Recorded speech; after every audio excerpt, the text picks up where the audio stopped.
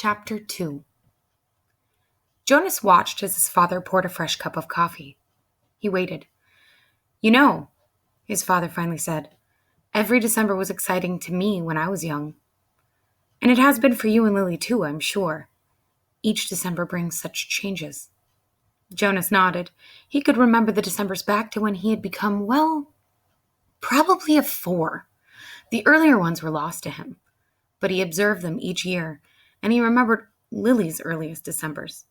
He remembered when his family received Lily, the day she was named, the day that she had become a 1.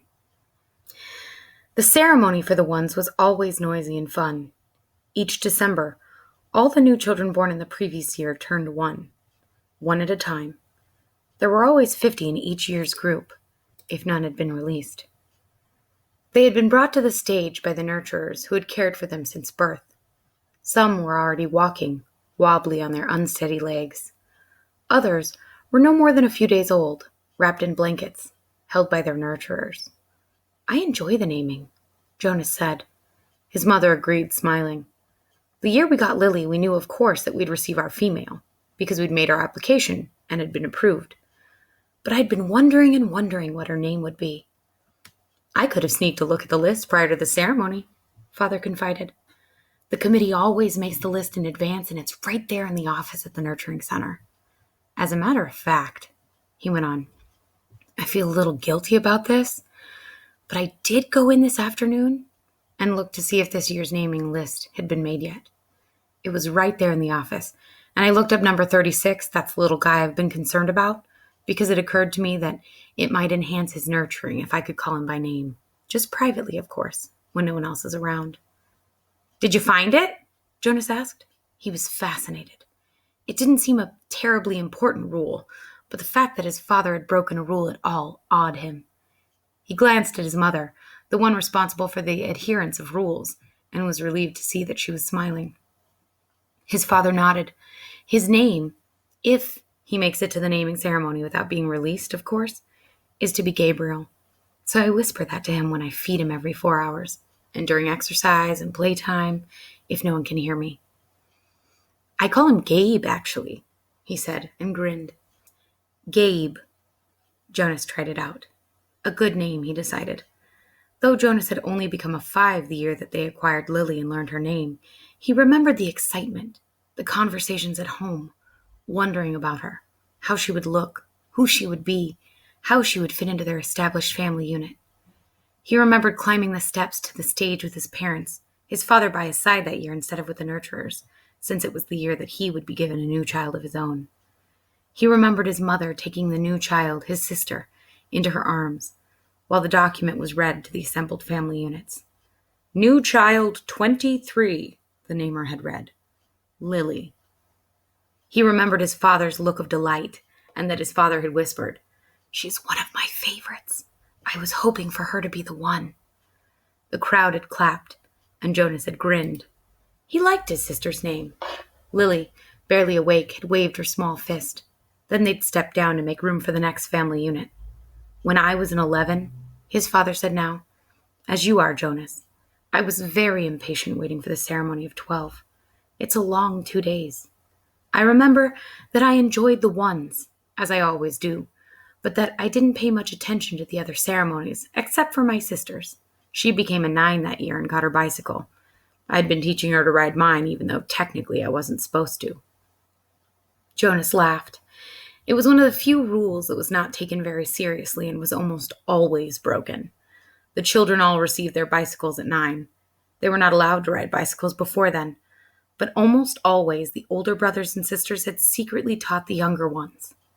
Jonas had been thinking already about teaching Lily.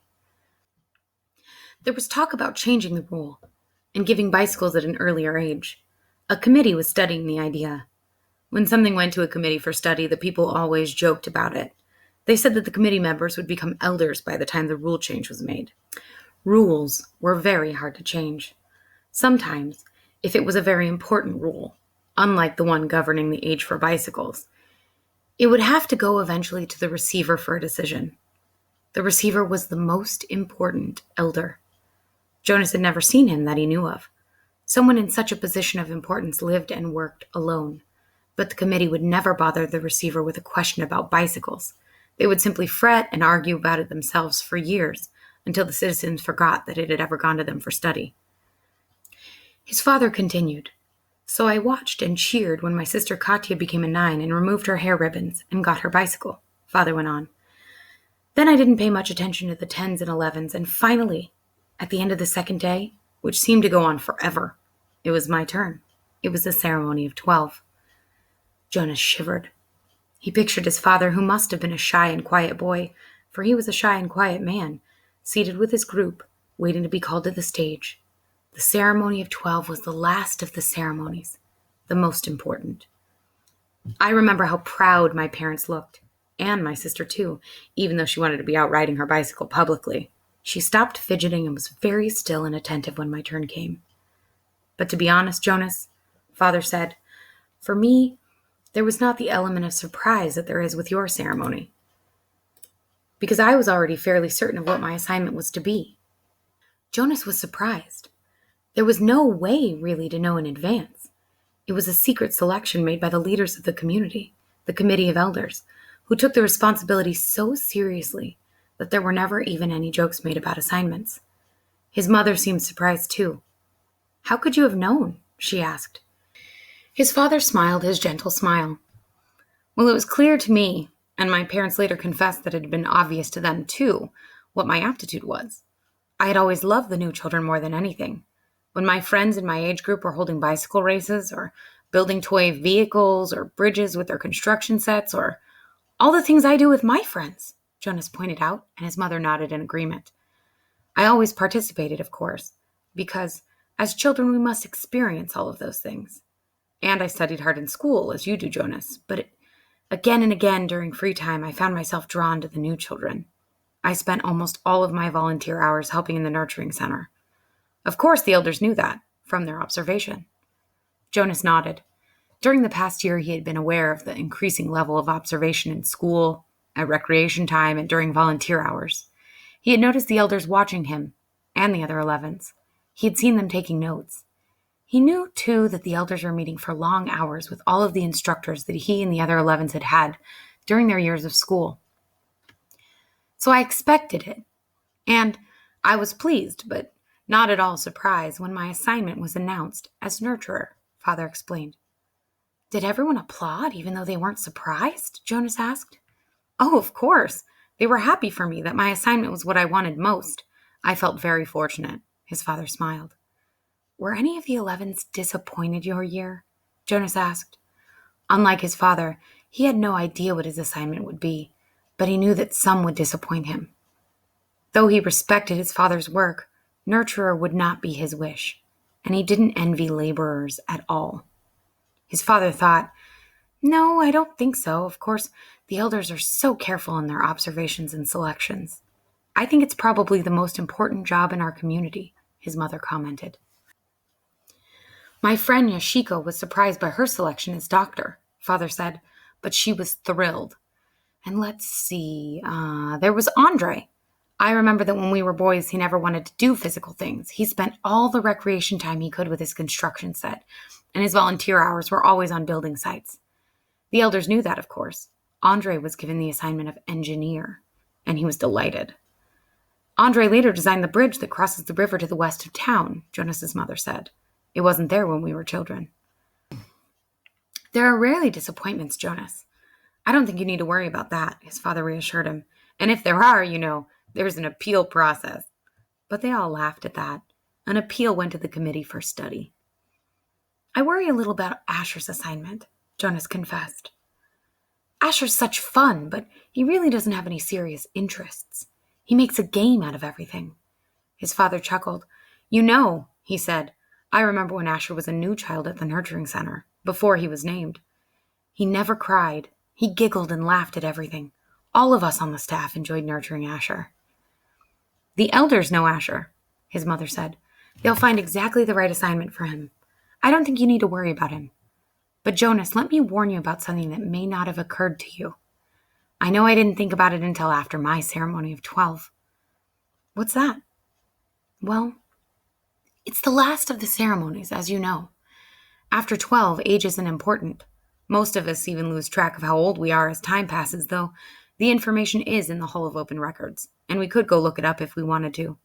What's important is the preparation for adult life and the training you'll be receiving in your assignment. I know that, Jonas said. Everyone knows that. But it means, his mother went on, that you'll move on to a new group, and each of your friends will. You'll no longer be spending your time with your group of 11s. After the ceremony of 12, you'll be with your assignment group and those in training. No more volunteer hours, no more recreation hours. So your friends will no longer be as close. Jonas shook his head. Asher and I will always be friends, he said firmly. And there will still be school. That's true, his father agreed. But what your mother said is true as well. There will be changes. Good changes, though, his mother pointed out. After my ceremony of 12, I missed my childhood recreation. But when I entered my training for law and justice, I found myself with people who shared my interests. I made friends on a new level, friends of all ages. Did you still play at all after 12? Jonas asked. Occasionally, his mother replied, but it didn't seem as important to me. I did, his father said, laughing. I still do. Every day at the nurturing center, I play bounce on the knee and peekaboo and hug the teddy. He reached over and stroked Jonas's neatly trimmed hair. Fun doesn't end when you become 12. Lily appeared wearing her nightclothes in the doorway. She gave an impatient sigh. This is certainly a very long private conversation, she said, and there are certain people waiting for their comfort object. Lily, her mother said fondly, you're very close to being an 8. And when you're an 8, your comfort object will be taken away. It will be recycled to the younger children. You should be starting to go off to sleep without it. But her father had already gone to the shelf and had taken down the stuffed elephant which was kept there. Many of the comfort objects like Lily were soft, stuffed, imaginary creatures. Jonas's had been called a bear. Here you are, Lily Billy, he said. I'll come help you remove your hair ribbons. Jonas and his mother rolled their eyes, yet they watched affectionately as Lily and her father headed to her sleeping room with the stuffed elephant that had been given to her as her comfort object when she was born.